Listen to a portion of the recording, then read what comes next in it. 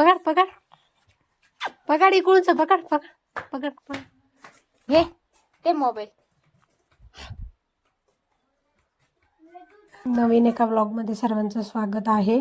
तर सासूबाई करत होते रेटा फुलाची भाजी. ही एक गावरान भाजी आहे आणि ती सहसा गावाकडेच भेटत असेल किंवा भेटत पण असेल कुठेही, तर ते नाही माहीत. पण आम्ही गावाकडे आलो होतो तेव्हा सासूबाईंनी ते फुलं घेऊन आलेल्या होत्या. तर त्यांनी साफ करत होत्या फुलांना. त्यांचे देठ वगैरे व्यवस्थित काढून त्यांच्या फक्त पाकळ्यांचीच भाजी केली जाते. तर ते पूर्ण पाकळ्या वगैरे व्यवस्थित काढून घेत होत्या, बघून घेत होत्या किंवा कशात काही असं किडा वगैरे आहेत तर नाही ना म्हणून. आणि ते खाली टाकलेले संपूर्ण त्याचे देठ आणि त्याच्यातल्या यातले सर्व देठ आहेत ते सर्व साफ करून व्यवस्थित घेणार आहे. त्यानंतर त्याची भाजी करायची आहे. आणि भाजी याची इतकी छान, म्हणजे अशी गावरान भाजी आहे, छान लागते टेस्टला. फक्त थोडीशी गोडसर लागते म्हणून भाजी करतानाच याला थोडीशी तिखट अशी झणझणीत बनवावी लागते. तर त्या कढईमध्ये 2 चमचे तेल टाकलेलं आहे. त्यामध्ये त्या फुलांच्या सर्व पाकळ्या टाकून घेतलेल्या आहे आणि त्या जेवढा कढईभर पाकळ्या दिसत होत्या त्याची तुम्ही बघत आहात किती थोडीशी भाजी होणार आहे त्याचीवाली. कारण की ते पूर्ण पाणी सोडून देतं आणि ते पूर्ण पाण्याने शिजून जातं आणि व्यवस्थित एकदम थोडीशी भाजी होऊन जाते त्याचीवाली. मग त्यामध्ये थोडं लाल तिखट, मीठ, हळद टाकणार आहे. या भाजीमध्ये मसाला टाकत नाही असं सासूबाई बोलल्या. मला तर माहीत नाही कारण की मी या पहिले ही भाजी बनवलेली पण नाही आणि मी खाल्ली पण नव्हती.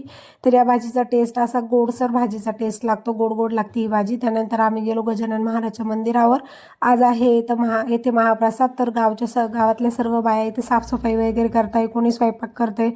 म्हणजे हा पूर्ण गावातले सर्व बाया गावकरी मिळूनच हा कार्यक्रम करतात. म्हणून सर्व गावातल्या बाया वगैरे साफसफाई वगैरे करतात. नंतर स्वयंपाक हे सर्व नियोजन सर्व गावातले लोकच करत असतात.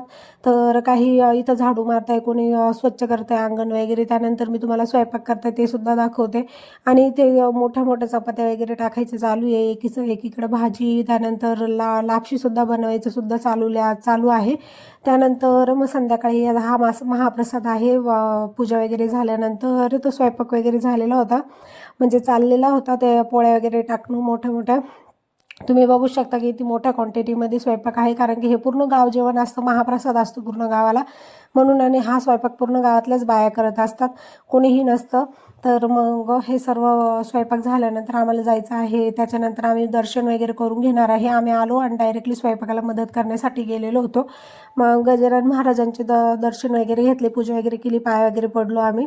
त्यानंतर निघालो घरी आणि संध्याकाळी येणार होतो जेवायला जवळ. तर जेवण वगैरे झालेलं आहे आमचं, पूर्ण पंगत बसलेले. कसा वाटला ना हा व्हिडिओ नक्की सांगा आणि आवडला असेल तर लाईक, शेअर, सबस्क्राईब.